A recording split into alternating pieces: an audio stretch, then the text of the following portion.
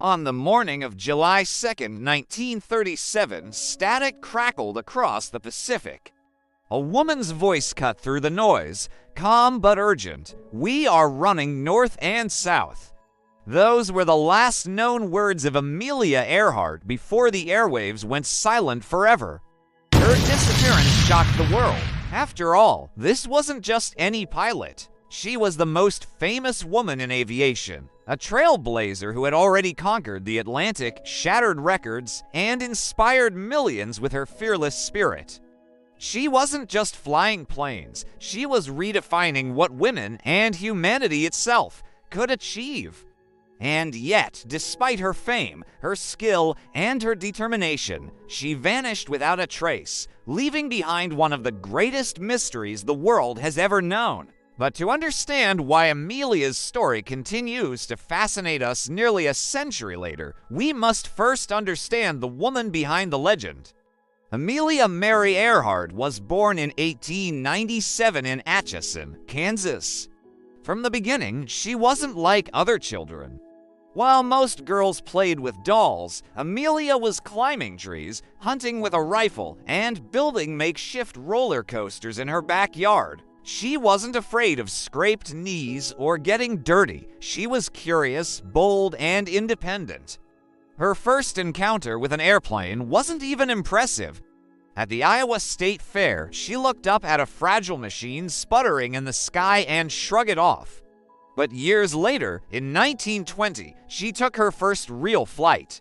As the plane lifted off the ground, she felt something deep inside her shift. Later, she would say, "As soon as we left the ground, I knew I had to fly." From that moment, Amelia's destiny was set. She worked odd jobs, saved every penny, and took flying lessons. By 1921, she had her pilot's license, one of the very few women in the world to achieve such a feat. But Amelia didn't just want to fly, she wanted to push boundaries.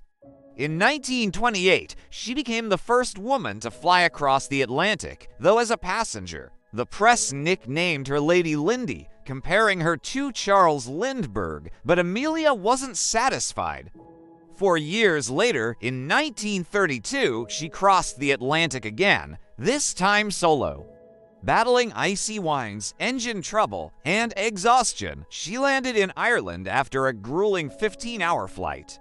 Overnight, she became an international hero, but Amelia wasn't content with fame. She wanted to use her platform to advocate for women in aviation.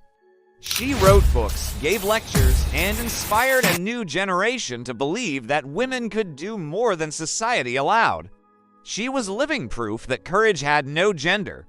By 1937, Amelia had set her sights on her boldest challenge yet, to fly around the world along the equator, the longest possible route. This wasn't just about setting a record, it was about proving that human ambition and technology could conquer even the most daunting frontiers.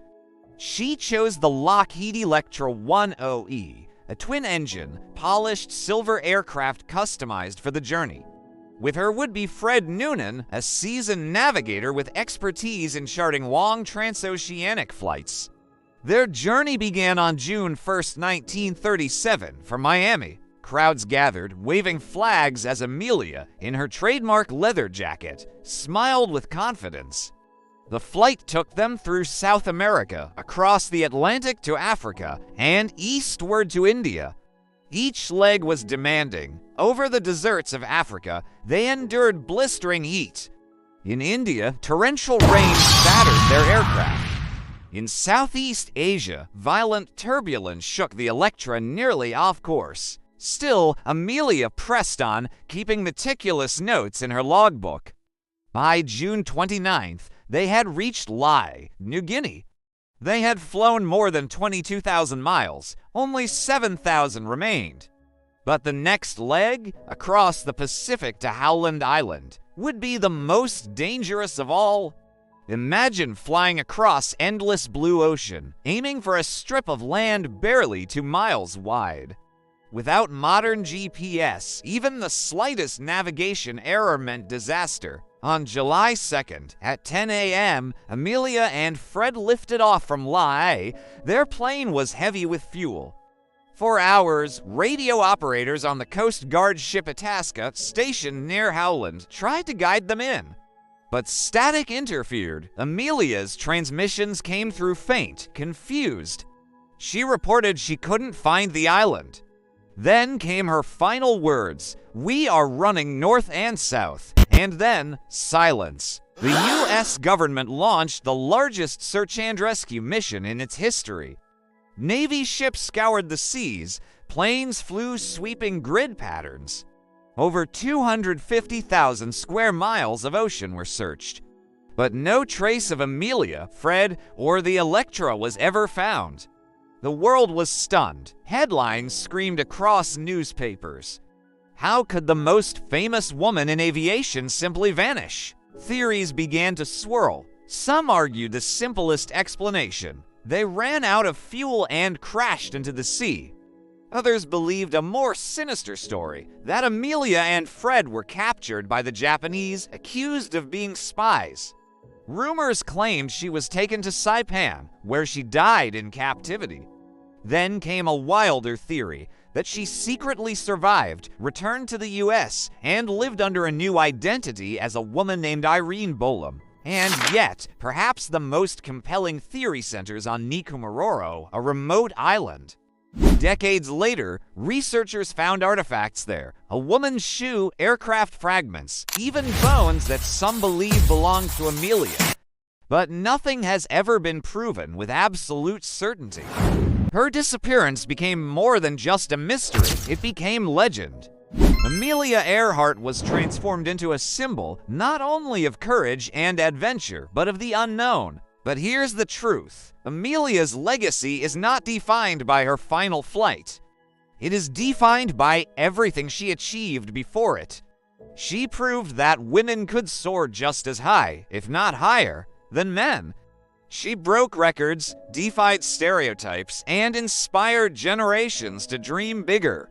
Even today, when modern planes vanish, as with Malaysia Airlines Flight 370, her name resurfaces. It reminds us that even in our age of satellites and global tracking, the skies still hold secrets.